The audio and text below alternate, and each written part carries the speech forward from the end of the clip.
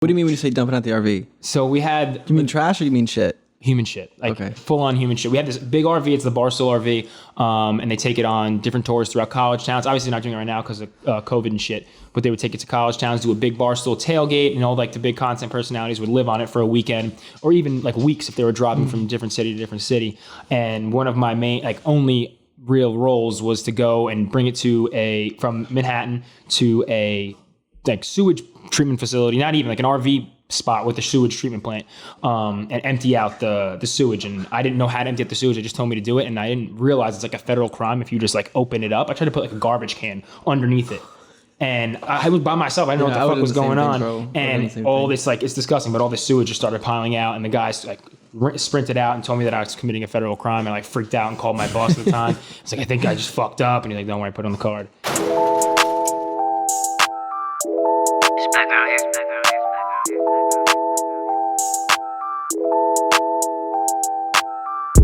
I'll be doing everything I gotta do to get to where I wanna be. I'm doing that all 2020. Lot of people saying this year that they gon' blow up, but they don't come close to my energy. Ain't nobody knowing what your boys got planned right now, but trust me, you should wait and see. Past few years, yeah, your boy's been slept on, but now I'm elevated to a better me. Eagles guy?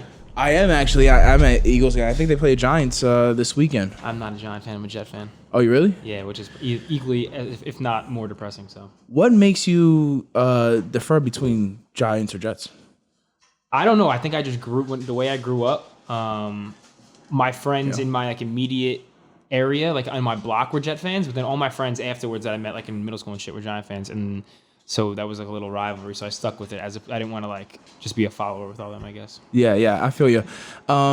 Yeah, pretty much everybody around me was a Phillies fan, and they're hardcore Phillies fan. Like they want to fight you if you're not, an Eagles fan. Did you see the video that was? I think Barstool actually posted it, but it was all over the internet. It was two Eagles. It was two Eagles fans versus a Ravens fan, and the Eagles fan who threw the first punch like came down from 7 flights of stairs in the like the 700 level. Yeah, I did see that. That's sketchy. Yeah.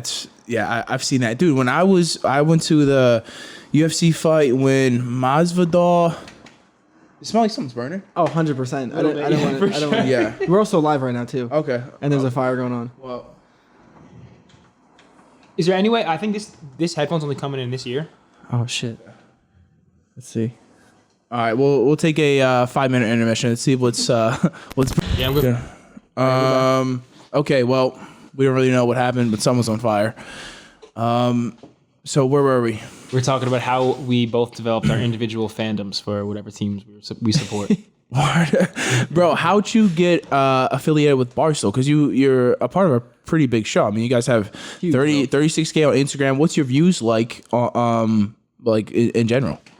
I started working at Barstool actually 3 years ago, probably this past week. So October 2017, I had actually just graduated college, went to Stevens Tech, small engineering school in Hoboken, New Jersey. I was not an engineer. I was not smart enough. I only got in because I played lacrosse. I was kind of good at lacrosse, and then I cursed out my coach on my junior year and woke up the field and never stepped foot on it again. But when I was in college, I started a blog. It was called Zorb Tour. It was a weird name. We just used to, me and my friends, when we go to raves and get all fucked up, we'd be like, oh, we're zorbed out. It doesn't make any sense, but that was like the word we used. So we just kind of would always go to different festivals, different concerts, different rap shows. And I was a big fan of No Jumper at the time, different blogs that were kind of popping up. And I was like, all right, well, I'm sitting around like smoking weed, getting high, talking to my friends about music and sports and like reading Barstool and not really doing anything with my time. So I started making a blog, writing articles. I got it decently big at my school, interviewed a couple different up-and-coming artists. I wasn't making music at the time. And as I was doing this, I was sending articles to guys who worked at Barstool. And then there was like an intern application. So I filled out the intern application, and I got a call or email back to go interview as an intern, as like a content and writing intern and production intern. And I interviewed. I thought I crushed the interview, but ended up not getting the job. So that was May of 2017. So I graduated college. Well, didn't graduate. I had a little extra semester to go, but and then a buddy of mine knew a guy at Barstool, and like I ran into him on like a lacrosse field, in like a over 25 men's league or something, and they had like got drinks after, and then they passed along my info to the guy at Barstool because he said like, yo, I'm looking to hire an intern. Do you know anybody that could fill this role? And they passed along my info, and I sent in my another updated intern application. They were like, hey, the guy called me right away after he saw my resume and was like, hey, do you think you could be the office manager's intern, which is completely opposite of what I wanted to do originally. Like I wanted to write and do content. And I was like, fuck it, it's a way in the door. I was like, yeah, sure. At the time I was like teaching an after school program at the YMCA, like helping kids do math equations. So he was like, you got to quit your job at the YMCA like tomorrow though. And I was like, okay, bet, done. Quit the job at the YMCA and then started working at Barstool, and kind of just started as like an intern bitch and was doing everything from dumping out the RV. What do you mean when you say dumping out the RV? So we had... You mean trash or you mean shit? Human shit, like full on human shit. We had this big RV, it's the Barstool RV, and they take it on different tours throughout college towns. Obviously not doing it right now because of COVID and shit, but they would take it to college towns, do a big Barstool tailgate, and all like the big content personalities would live on it for a weekend or even like weeks if they were dropping from different city to different city. And one of my main, like only real roles was to go and bring it to from Manhattan to a like sewage treatment facility, not even like an RV spot with a sewage treatment plant, and empty out the sewage. And I didn't know how to empty out the sewage. They just told me to do it, and I didn't realize it's like a federal crime if you just like open it up. I tried to put like a garbage can underneath it, and I was by myself. I didn't know what the fuck was going on, and all this like it's disgusting. But all this sewage just started piling out, and the guys like sprinted out and told me that I was committing a federal crime, and I like freaked out and called my boss at the time. It's like, I think I just fucked up, and he's like, don't worry, put it on the card. And everything was all good. But that was like kind of the shit I was doing originally, like kind of just really gritty, not exciting or meaningful stuff. And then I kind of just finessed my way into being like assistant producer on the morning show. They asked me if I knew how to work a camera and like edit videos, and I kind of like half lied and said yeah, and taught myself how to do it on the fly. And then I worked my way into a full-time position that way pretty much. So now, yeah, I'm a producer, I guess like third mic on the morning radio show on SiriusXM, channel 85, Barstool Breakfast. But that's in short story long, or long story short, is how I got to Barstool pretty much. How old are you? I'm 25. 25? Yeah, 25. Okay. What's the worst job you ever had? The worst job I ever Emptying had. out shit's got to be pretty... I can't imagine anything. Emptying out shit was bad, but the thing is, like, I was still kind of like at Barstool, and I was like, there might be a chance for me to make this happen. So that was a terrible job within a good job. I'd say the worst job I ever had, even though I kind of enjoyed it, I made decent money, but I was a bar back at a couple different bars in Fire Island, and that was... You made great money. You made pretty good money, right? But it was the worst because a lot of times I would like be working behind the bar and see all my friends come in bombed and want to have fun with them. So I guess I'll say that was my worst job, even though it wasn't that bad. Were you getting tips? Oh, I was getting fat tips for a 19-year-old. I walk out like $200, $250 in cash, or even sometimes like $350, $400. Yeah, so that's solid, bro. On top of like a paycheck that I feel bad now. So shout out everyone at Surfs Out if anyone's listening to this. Like that job was mad fun, but on the grand scheme of like ones I'll rank right now. That might be the worst. Yeah, you guys definitely made way more money than us bouncers. I made like $50 a night, and I actually had to fist fight people. So yeah, you guys had. I mean, you granted you did work harder and clean fucking throw ups, So yeah, but you probably had a lot of drunk people in your ear the whole time. Yeah, but it was half of it was fun throwing them out. I actually want to take back the answer that I just gave you guys because I feel really bad at people at the bar that I used to work at. Shout out Surfs Out, bro. It was a lot of fun. I worked at a gym, Retro Fitness in Hoboken, and I got paid dick. Working in a gym isn't always terrible, I guess, but that fucking sucked. Yeah. I'll say that for sure. That was the worst job. But you get a free gym membership. I'd fucking kill for that. Free gym membership, but then you mean you gotta, bro, so Nicky, I know. Yeah, you're basically sponsored, bro. I know. Yeah, I do have a gym sponsor. I got a gym hookup. Shout out UFC gym. That's all I'm gonna say. Yeah, shout out UFC gym Riverdale for sure. So obviously, I seen that all like the wrestling shit on your page and stuff. So do you do MMA as well? No. So I pretty much don't do MMA because I just don't want to get punched in the face, honestly. Yeah. I feel like I'm a good looking guy, and I feel like I have a lot more opportunity than most people, and I want to take advantage of it. I feel like if I'm fighting for less than millions, then I don't know, the risk reward isn't there for me at the beginning, because I feel like only the best guys make a substantial amount of money, and if you're anything less than a title fight or out of the main card, it's a problem. And you're just getting your brains bashed in. Yeah, and basically. bro, they released the fights this weekend. So Brian Ortega and the Korean Zombie, they headlined this past weekend, and Brian made 200,000, and Korean Zombie made less than 100.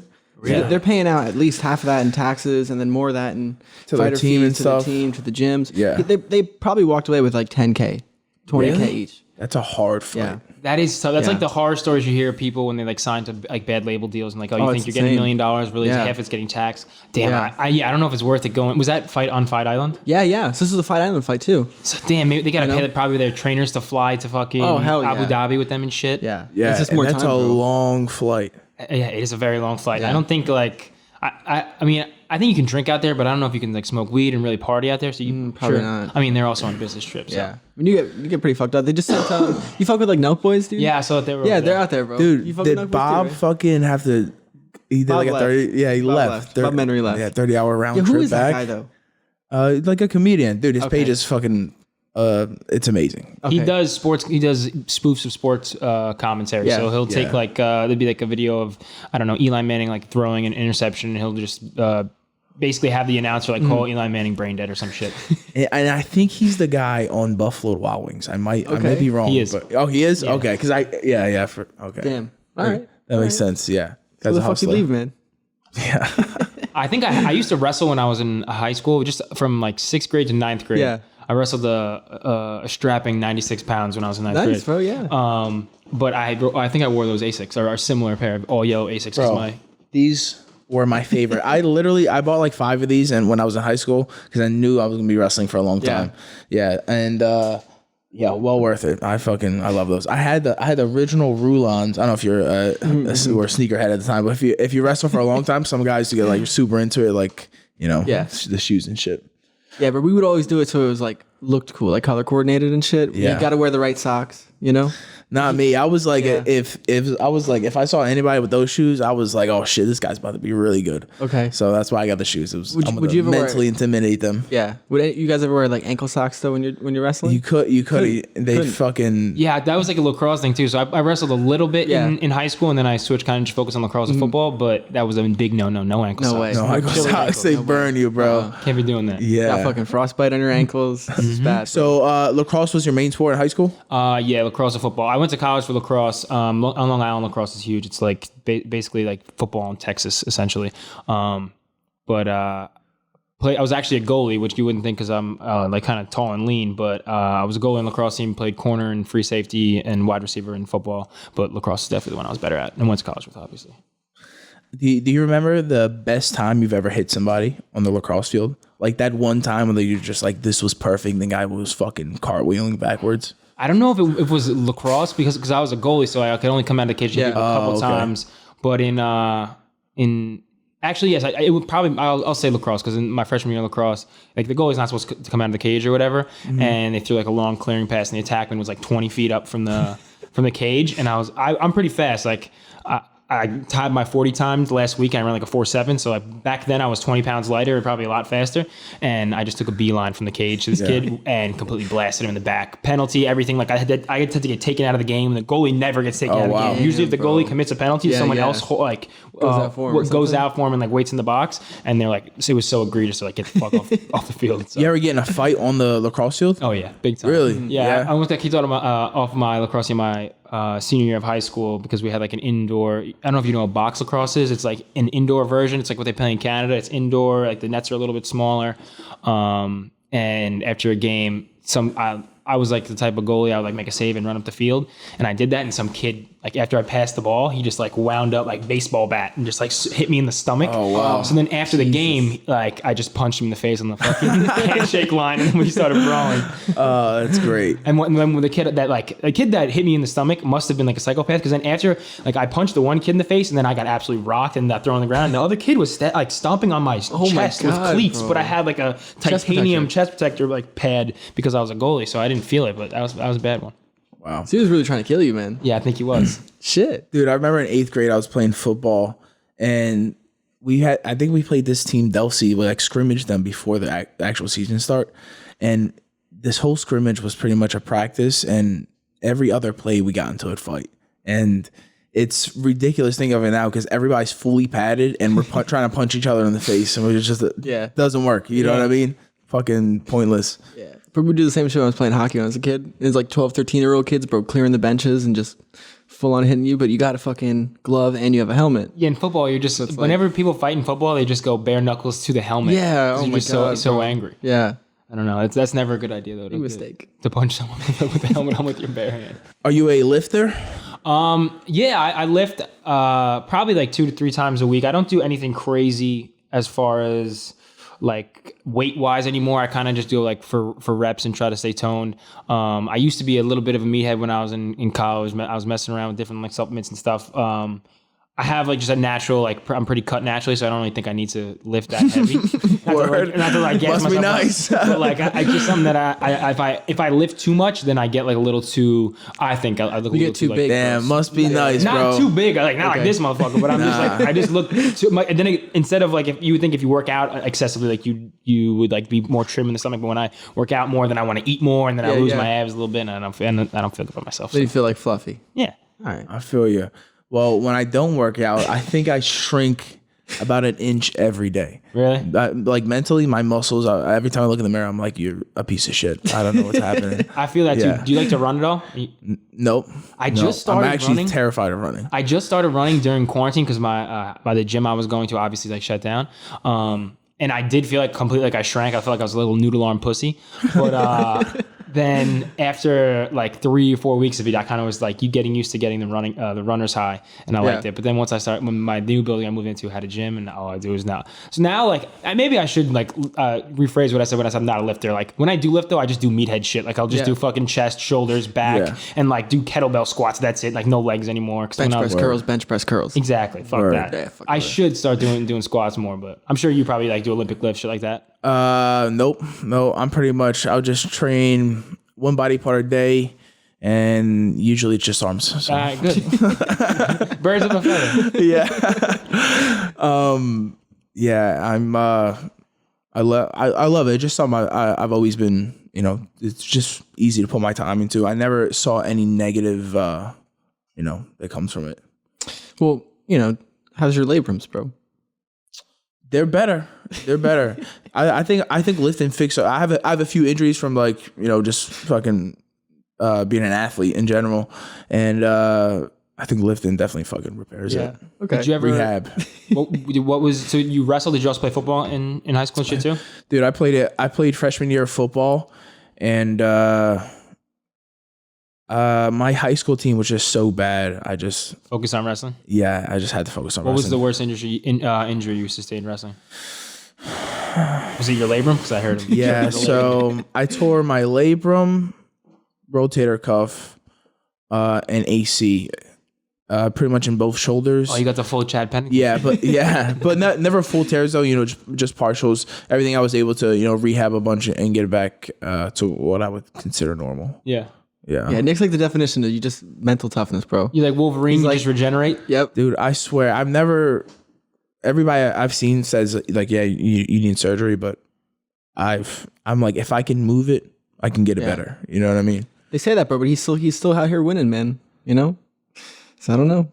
Yeah. So what's the your wrestling regimen right now with like the quarantine? Are you able to compete? Are you able to like train effectively? Do you have to wear a mask for everything? What's up with that? Okay, so before I answer this, can you grab me a water because I'm fucking chapped over here. It's gonna be in the pantry all the way in the bottom.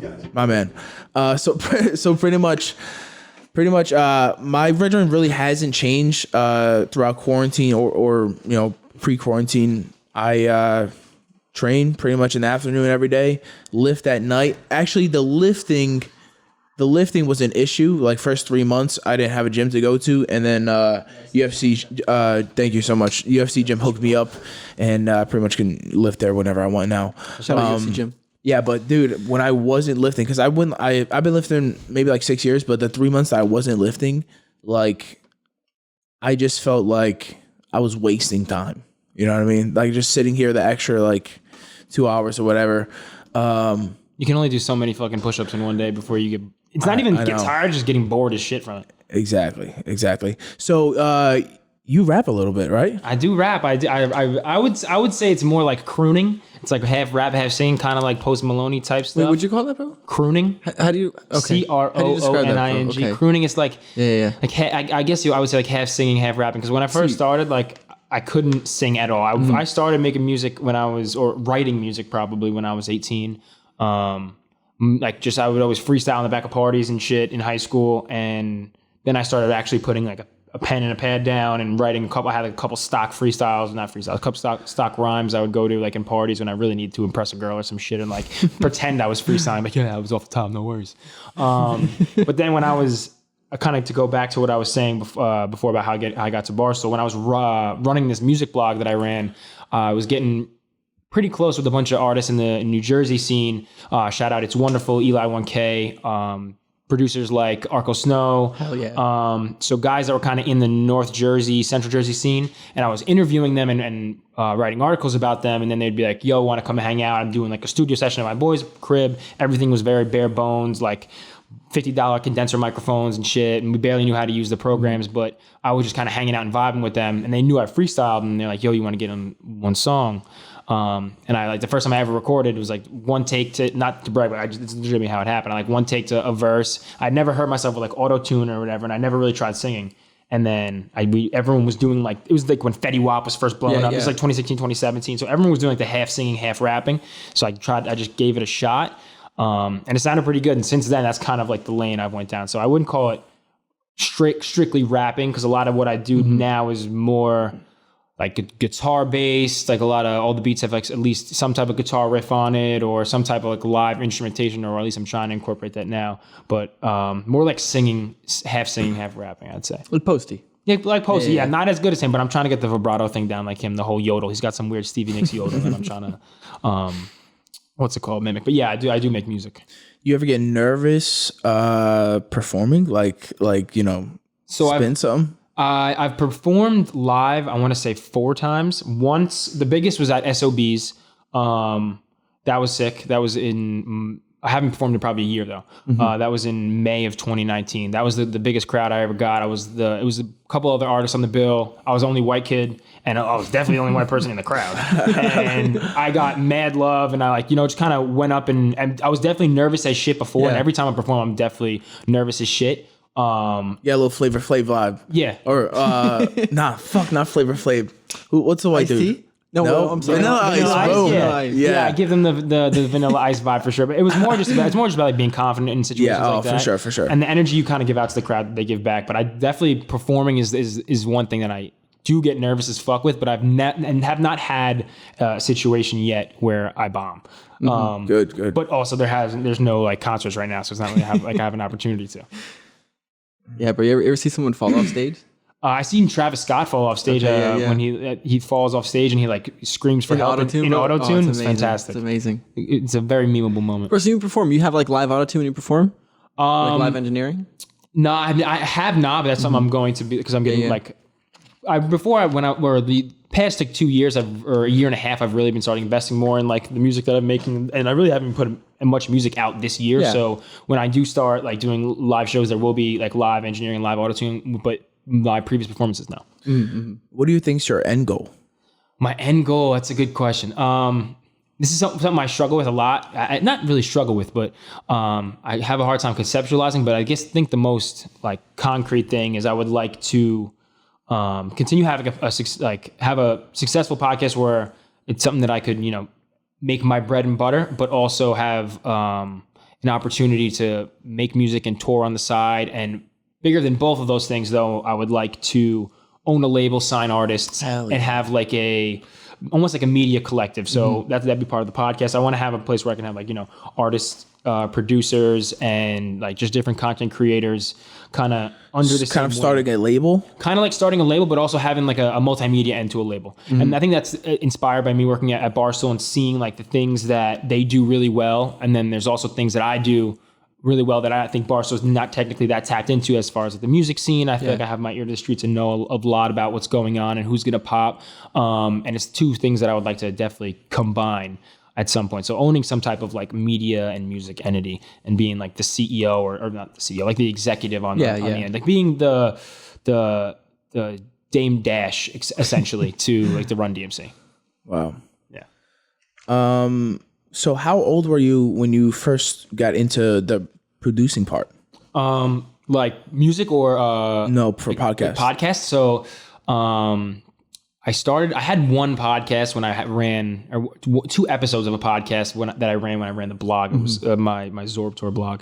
But I love that name, bro. Zorb Tour. That's pretty sick. Yeah. not a lot of people, I don't think anyone really knew what it meant, Absorbed. but the whole Zorb thing kind of, they just went out and they're like, what does it mean? I'm like, it means fucked up. And they're like, oh, it's cool. But I just kind of started messing around on just recording on like not even Audition, Audacity, like a super low budget audio like recording software. And I just like being able to like manipulate intros and stuff and create like something out of nothing. So I guess back then, but I didn't really get too heavy into it until I had to do it for work at Barstool the past 2 years probably. What do you feel like you got the most out of college? Like, because some people, you know what I mean? Some people learn from the classroom, but I think, you know, some people learn from the partying, you know? That's a great question for me, I'd say, because I definitely finessed my way through college. I got into a college that I was not academically, like, I would say, really eligible for. So I had to, you know, do a lot of teamwork on tests, but more than anything, I think it taught me I had to be like adaptable. So there's a lot of shit that, because of the way I learn, because of the way I like would put things off, I'd have to teach myself last minute on the fly, just watching YouTube videos. And that's kind of what I had to do for work. I had to teach myself how to edit video, edit audio, kind of just by the seat of my pants, because I was just going with the flow. But I also think college, for me and for a lot of people, was super important with just learning how to socialize and network with people, have conversations with different people that don't look like you. Because like I went to an engineering school, so there was a lot of really, like, I'm not to be a dick, but like nerdy kids that I didn't think I'd get along with, but I did, because we would connect on like, I don't know, talking about like a music plugin or some shit like that. You consider yourself an extrovert? Yeah, I definitely, for sure. I think I'm an extrovert like when I'm out at parties, but if I'm like just going about like at work, I talk to people, but like I don't go out of my way. I'm not the water cooler talking type. Yeah. Is work considered Barstool? Yeah.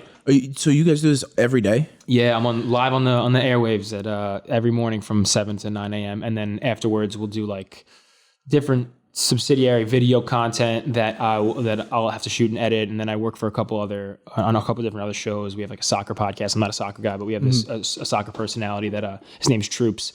His podcast Back Again I help produce. So it's the main thing though is the morning radio show. When you have I know you're talking long term, like when you have your own podcast, are you want to be strictly producer? You want to be like in like kind of, you know, the co-host or something? So I have a podcast right now. It's 808s and Smoke Breaks, and I'm kind of in that. I do have 808s and Smoke Breaks. 808s and Smoke Breaks. Oh, hell yeah, Go with the bro. name. I'm a big name guy. Yeah. But it's kind of just like hip hop culture, music, sports. Obviously, we'd love to have you guys on one time. Oh, hell yeah. Were you have any co-hosts on there?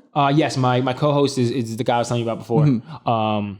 Double Vodka Don, Big Ed, my guy. But we do have a producer, but at the moment he's kind of had to take bigger roles on it at Barstool. So I've been both producing and co-hosting that. So I would always, I think, in anything I put out that I'm, you know, some type of talent in or it's like a host, I still want to have some type of like producer aspect. That might be a little bit of me being anal about it, but for sure, I kind of want to have my hands in both pots.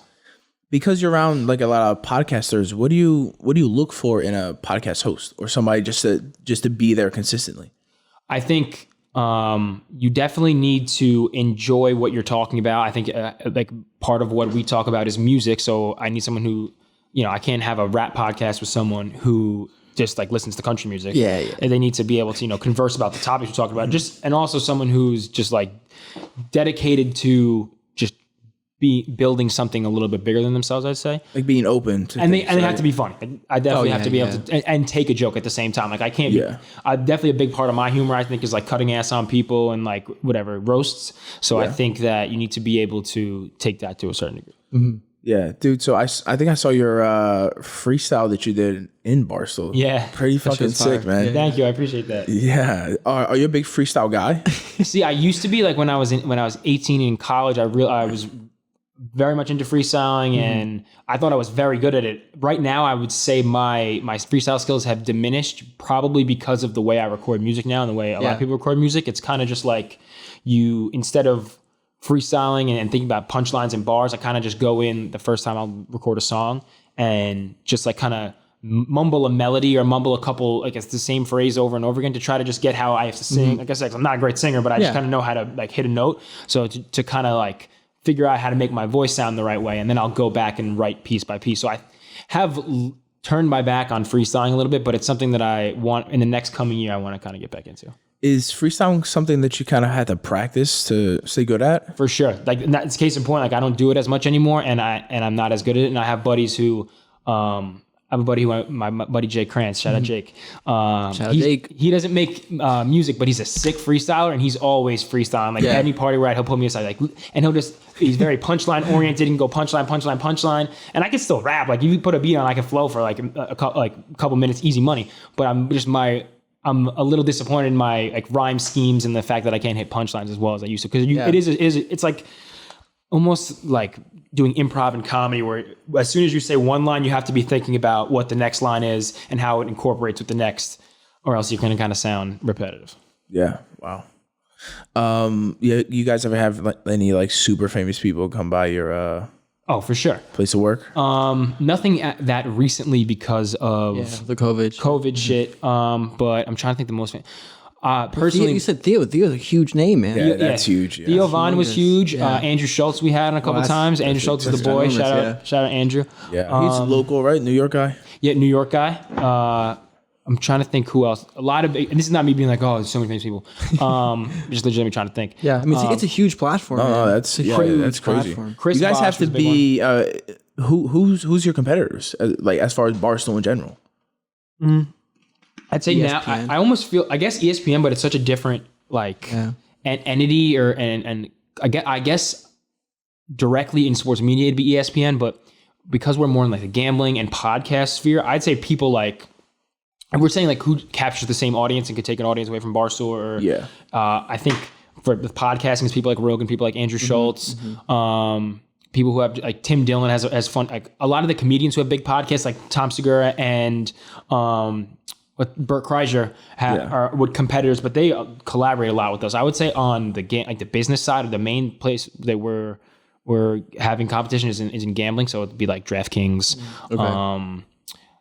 FanDuel, shit like that. But if you're a gambler, don't go to any of those sites. Go to the Barstool Sportsbook, download it in your app. But you gamble a lot? I'm not a gambler at all, actually, but I just need to be a company man and support it and shit. Not even like in the casinos. I'll go to the casino. I love roulette. I'll fuck up roulette fun, for bro. sure. Yeah. I do like gambling a lot in the casino, and I have an addictive personality, so I feel like gambling's the one thing, not the one thing, but it's one of the few vices I haven't dabbled in or tried, and I feel like if I've gotten this far and haven't really gotten to sports gambling, there's no point in me doing it now. But I definitely would dabble in the casino. Having a addictive personality is okay. You just have to get addicted to the right things. Exactly, that is a fucking fact. And I'm sure you feel that with like working out and shit. Like, so working out is a good thing to get addicted to, and or like I don't know, something like this, a podcast could become an addiction. It's just having like healthy habits instead of unhealthy habits. But it's scary because when you do have that type of personality where you just get hooked on stupid shit. Like I'll get hooked on stupid shit like video games. I'll play a video game for like when Warzone first came out, I played it every night for 3 hours every night, and then now I don't even play it anymore. I think they have an update today. It's gonna be like some Halloween stuff. I was I didn't play it yet, but I've been looking at on Instagram. It looks pretty fucking cool. When you open those boxes, bro, you open a box and it plays something on your screen and scares you. Now it does? Yeah. Bro, it's actually kind of creepy, and the whole map is like dark and shit. Oh no, I feel like the crack rock's calling me back. Yeah. You ever fuck with like Fortnite, bro? Among Us? I've never played Among Us. My Sag, who I think you guys know. Sag is a Among Us stan. Yeah. He loves that shit. Bro, him, Arco, we're all playing. This shit was a lot of fun. I liked Fortnite when it first came out, but then too many fucking like 9-year-olds got nasty at the game, and I'd be playing, and then some like 12-year-old come on the mic and like talk shit to me after I died, so I just couldn't do it. The kids got way too good at that game. Yeah, bro, they know how to hurt your feelings. I know. They practice talking shit. But they got nothing to lose, man. But I feel like I grew up in like Halo and Call of Duty. Halo was gamer universe where people were saying fucked up shit, but I think it was just more like we would just say the most offensive shit to anybody that didn't really like wasn't really that hurtful because you were just telling everyone you fucked their mom, like just saying the most offensive shit. Yeah. But now it's like these little kids are just like, why do you have this fucking game? You're 25. Like, what are you doing? Quit the game. Don't you have a mortgage to pay? Oh my god, yeah, bro. Oh, yeah. Insane. It's fucked up. Yeah, that's great. So you're pretty much in New York every day. You don't live in the city? I live in Jersey City. Jersey City. Dude, it's way easier to live in Jersey. Dude, I couldn't deal with it. I feel like I'm trapped when I go to New York. Come on, guys. Are you in the city right Yeah, now? I'm in the city, man. Every time I come on the show, bro, I got fucking city's trash. These cities so bad. So I wouldn't have said that. I would have totally been a city advocate up until the whole coronavirus pandemic shit because, I mean, the route I walk to work now is just like infested with homeless people. The 29, if I walk down 29th Street from 6th to 7th, and rough. there's like a Grand Hyatt and a couple different hotels, and they're turning the hotels into methadone clinics. Oh, yeah. So the city pays them to house homeless people, which like I guess I get it. There's a homeless problem; they need to sleep and shit, but like just allowing them to like do their drugs and in hotels isn't the greatest thing. So now the street is like a fucking shanty town, and everything smells like piss. It always smelled like piss, but it smells a little bit more like piss. Oh, yeah. I don't know. I think the incentive like to live fresh piss now. in New York is dwindling away. well, it depends where you're at, bro. You go Upper East Side, Upper West Side. Yeah, your money. You know, It's Midtown, money, yeah. you go downtown. Yeah. Like I'm in the West Village, bro. It's no piss anywhere. That's No beautiful. piss. Then. You know, just water. I will say I actually was in the West Village or earlier in the weekend, so it was nice. You're right. This past weekend, bro. Shout out to you. Yeah, shout out to you. Do you ever go into the city now or before the pandemic? Were you going in there at all? Yeah, I mean, I practice there every day. Oh, even now you do. Yeah. So I'm there pretty much like 1 to like 5-ish, and then come home, eat some food, lift. Yeah. Are you a big food guy? I would say so. I'd say I'm a fan of food. Yeah. What's your go-to if you're gonna spend $1,000 on a meal? What meal you getting? So I don't know if I would eat $1,000 meal. I think I would get $1,000. It's a gift card. Okay. Yeah. Okay. I would get probably 100 sandwiches from Priscilla. I think it's Priscilla's in New York City. I think it's on 25th Street. Yeah. I'm a big sandwich guy. Like Italian heroes are my shit. My meal on death row would be like an Italian BMT or some shit. Like extra oil, extra vinegar, banana peppers. Give me like a ginger ale and Lay's potato chips. But this place Priscilla's has the best Italian sandwiches in the city, in my opinion. So I would probably get $1,000 worth of sandwiches from there. Wow, that's a go-to. I'm a big sandwich guy. Yeah. I think if I'm talking death row meal, I'm gonna go blueberry pancakes, Bro. with a big fucking tomahawk steak. Oh, okay. I was waiting for the steak, man. I've heard steak and waffles. It's a combo. Yeah.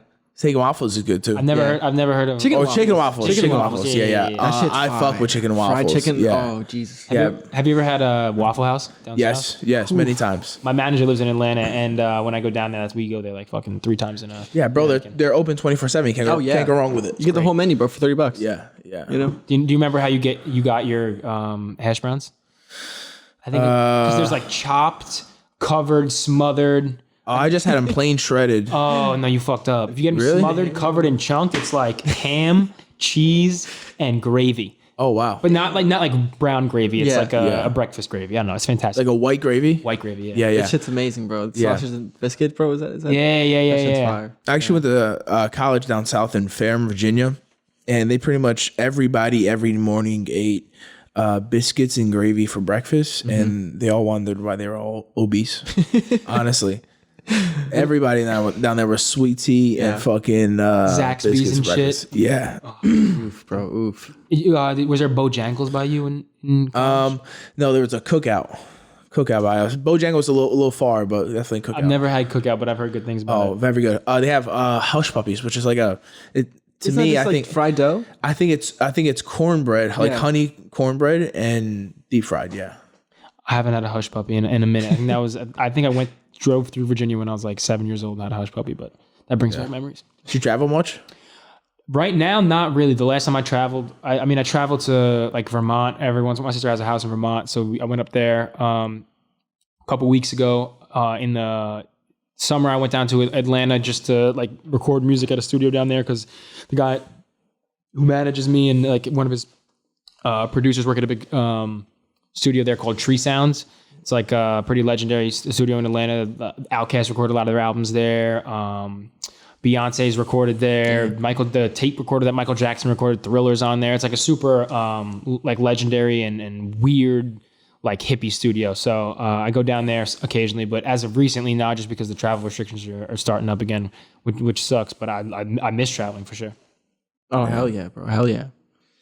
Best beach you ever been to?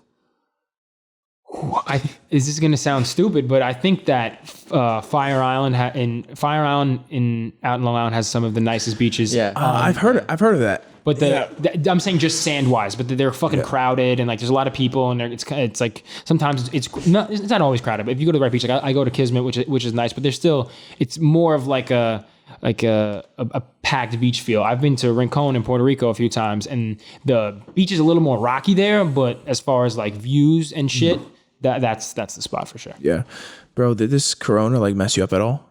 I actually was exposed to it like the first month it happened, and nothing happened to me. So it was the first like week of lockdown, and I lived with a buddy of mine, his girlfriend, another girl, and my girlfriend Daniela was staying with us, and as we were all partying like the weekend prior.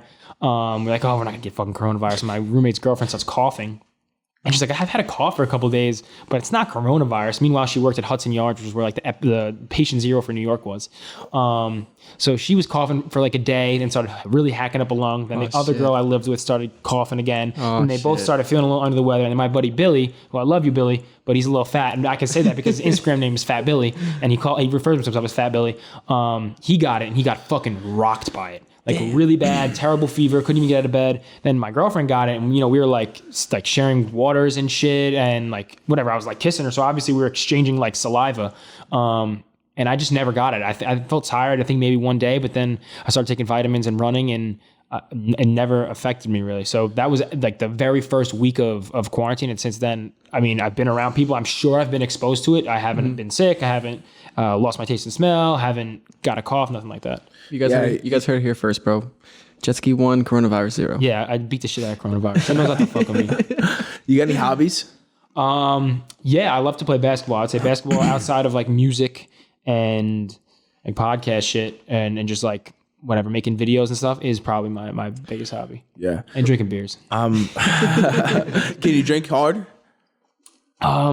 I can drink a lot if I want to, but it doesn't like end up well for everybody. A good night for me is like 10 drinks and maybe smoke a little bit and I'm cooling, but make sure to mix in water. But when I don't, like I'm a lot of fun for like I'd say probably 90% of the night, and that 10% is bad.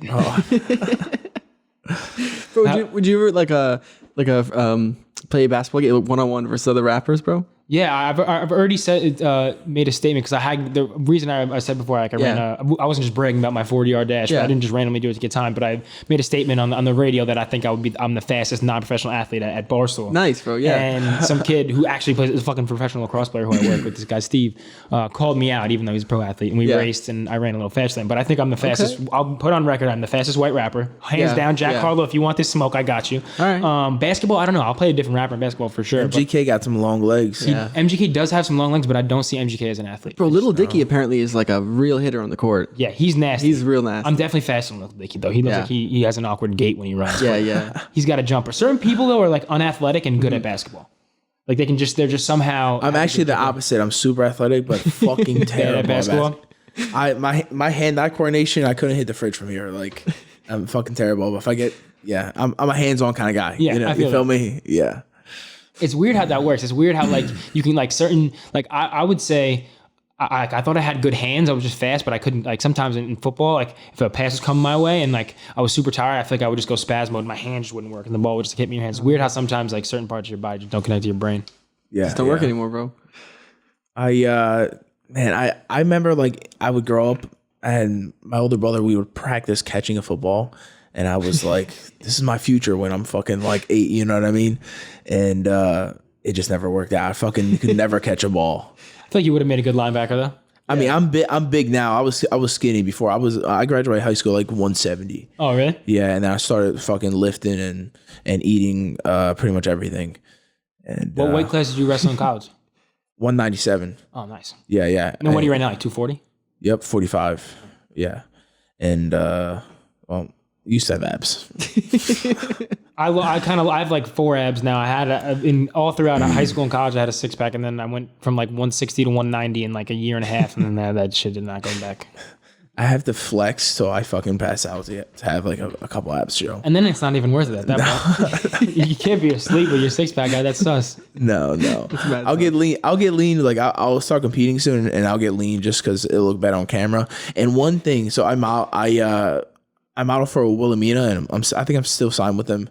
And it's easier to look leaner on camera as far as pictures than it is in video. You have to be a lot like leaner in person to be. That's why they say the camera adds 10 pounds, right? Yeah. Oh yeah, because it captures everything, bro. Everything, bro. You know.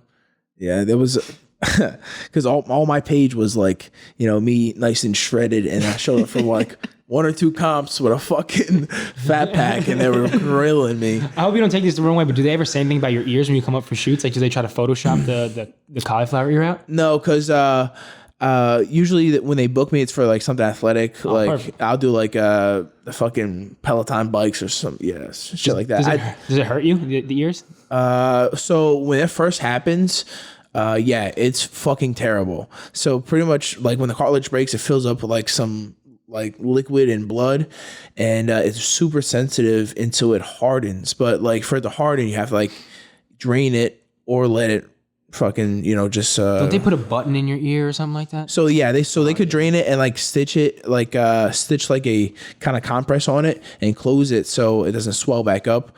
But it takes a long time for that to heal, and if you're going to compete, you can't have stitches in your ear. Yeah. So like I was getting it, breaking it during competition, and pretty much it was swollen like a fucking water balloon, and I had to drain it, go compete on that, and then drain it again and fucking go compete.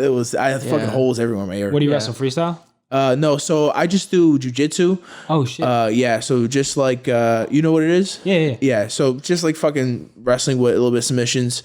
And you don't wear fucking headgear with that. No. So yeah, they can fucking hang on to it, and you don't want that. So yeah, I've been doing that, and it's fucking fun. Yeah. I pretty much found a way to make like a hobby, pay the bills. That's awesome. What's the biggest like competition you've taken part in? Like how many people were there people from like different countries and shit? Have you traveled overseas for it? Yeah. So ADCC is pretty much our Olympics, and we have trials all around the world. You have like 2 trials in the U.S. and then trials in pretty much every other country. Europe, Australia, bro, all over. Yeah, all that shit. So you have to win the trials to make it to the tournament, to ADCC World Championships. I won the trials, and then I took second in the ADCC World Championships. And Bro, basically he just like, this is kind of unheard of in jiu-jitsu, to come with such little jiu-jitsu experience and then rank 2 in ADCC, which is like only do it every 2 years. Literally the biggest tournament you can do. That's like like you said, like the Olympics. Yeah. And he just showed up, bro, and destroyed these like I did it with like a 20-year veteran, like a year of jiu-jitsu actually. Yeah. What made you want to pivot from more of a wrestling background to that? So I was wrestling in college, and I really just went to college to wrestle. Like I didn't fucking try to go to class. I couldn't wake up for it. Like I would literally wake up at 5 a.m., go to practice, eat breakfast, get back to my room at like 8 o'clock. I had class at 8:30. I'm like, I lay down for 10 minutes, and then 2 hours later I'm fucking gotta go to my other class. Like I'm so dead, you know what I mean? Give it my everything. And I would like, I was in the best shape of my life, and I would go so hard that I would throw up every practice. You feel me? Like 100%. I was in tip top shape, and that's just how fucking hard I tried.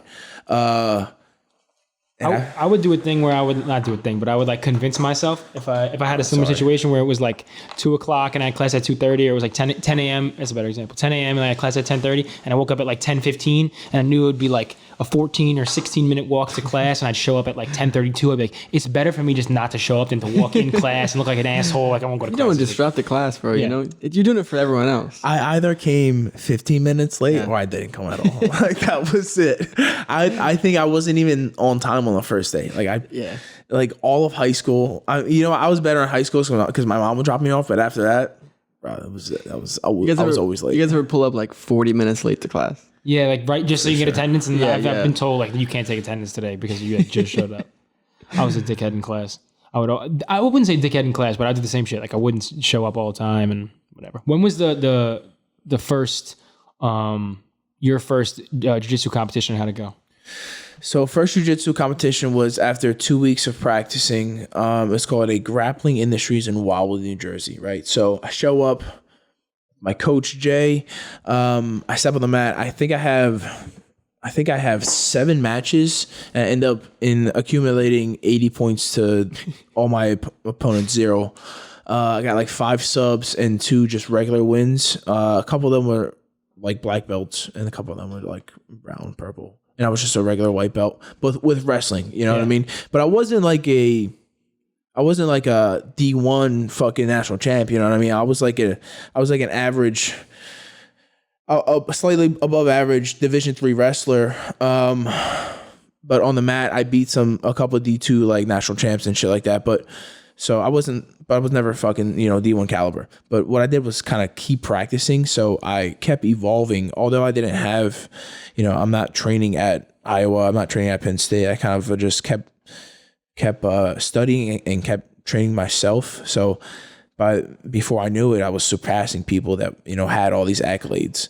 And come the trials, I pretty much had I had a jiu-jitsu match, but it was a wrestling match essentially with a D1 national champ. His name is Hudson Taylor, and he had like, I think still he has like the record for the most pins in college in Division I history, and I fucking like took him down like 5 times, and it just he actually ended up beating me because I essentially took a bad shot, and he fucking cement me or pancaked me over to my back 1 time, and that was points for him. Mm-hmm. And every other time I took him down, and you know what referee's position is? Yeah. So I took him down to referee's position, right? And in order to score in our tournament, you have to get boots in when he's there. So two hooks have to be in. I just took him down to without hooks like 5 times, so it was no score. So if you're considered wrestling, I fucking destroyed him. But if you're talking, this guy's rules, ADCC rules, he won. And bro, how do you do in ADCC? So I think he lost first round, yeah. And I ended up being the guy that beat him, and I just went all the way to finals. You beat everybody basically, and then he. Yeah. So pretty much, I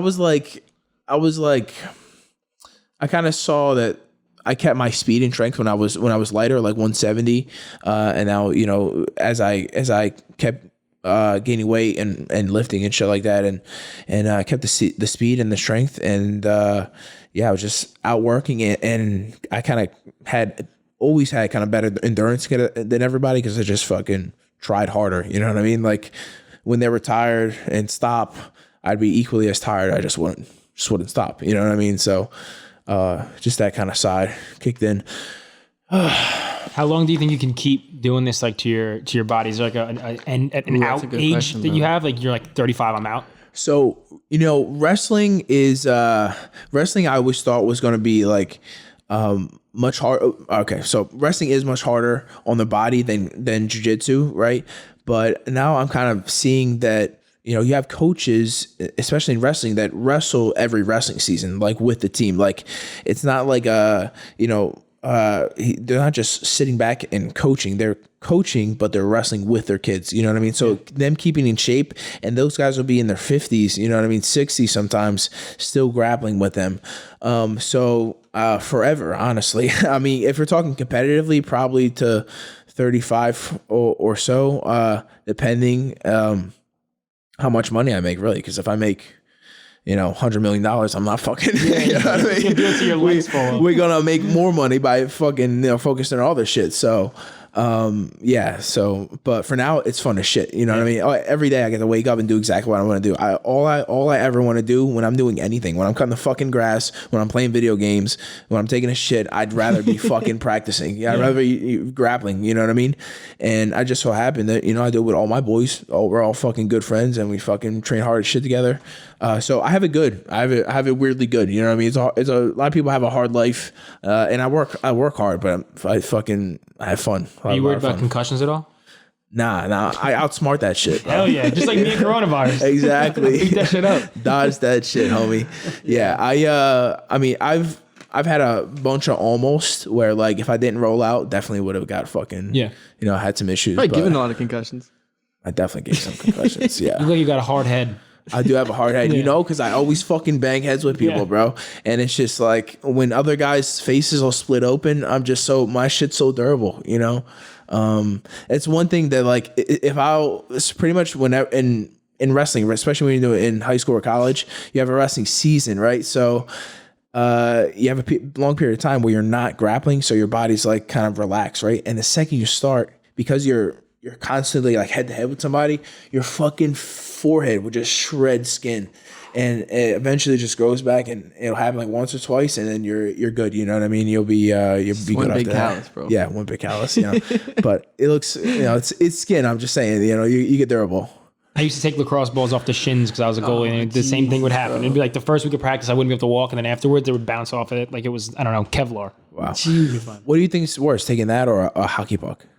Definitely lacrosse ball, because hockey pucks, you have so much more padding on. Yeah. Being lacrosse goalie, I think is probably one of the most insane things. Like I didn't even want to do it. My coaches made me do it when I was in ninth grade. But if you're not a bitch, all you wear is a cup, chest protector, gloves, and that's it. You wear less pads. You wear no pads on your arms, nothing on your shins. You cannot wear any pads on your shins, or else you're a huge pussy. Damn. That's about it. So, Is that worse than wearing ankle socks, bro? I don't know. I think if you did ankle socks, shin guard combo, you're liable to get shot on the lacrosse field. Yeah. Or hit be a target, bro. with like a bow and arrow. You're gonna be a target. Shout out to Native Americans. It's a creator's game. Sweet, bro. Yeah, man. So luckily we got blessed, bro, with some unreleased music to play out. We do. Yeah. You got anything you want to plug right now? Yeah, I would love to. Yeah. Everyone listen to what's it called? Barstool Breakfast every morning on SiriusXM. I forgot my show. Fuck, it was the weed syrup I was drinking before. So everyone check that out on Sirius Channel 85, 7 to 9 every morning. You'll hear me talking pretty intermittently, but then if you also want to hear a little more of my bullshit, follow my podcast, 808 Smoke Breaks. And then on the music side, the song we're about to play is called Toxic. Like I said before, I haven't put out a lot of music in the last year or so because I've been, stocking away and trying to put more of a refined professional sound. And I got a video coming out, shot by a sick director, John Fitzpatrick, out in Long Island. So this will be dropping next month, sometime mid-November. It's called Toxic. And I think this song hopefully will lead to a spark that takes my music to a level it should already be at, but level. Well, yeah, man. Well, we appreciate you coming on, bro. Thank you for having me on. This is awesome. Bro. All right, guys. Catch you next time.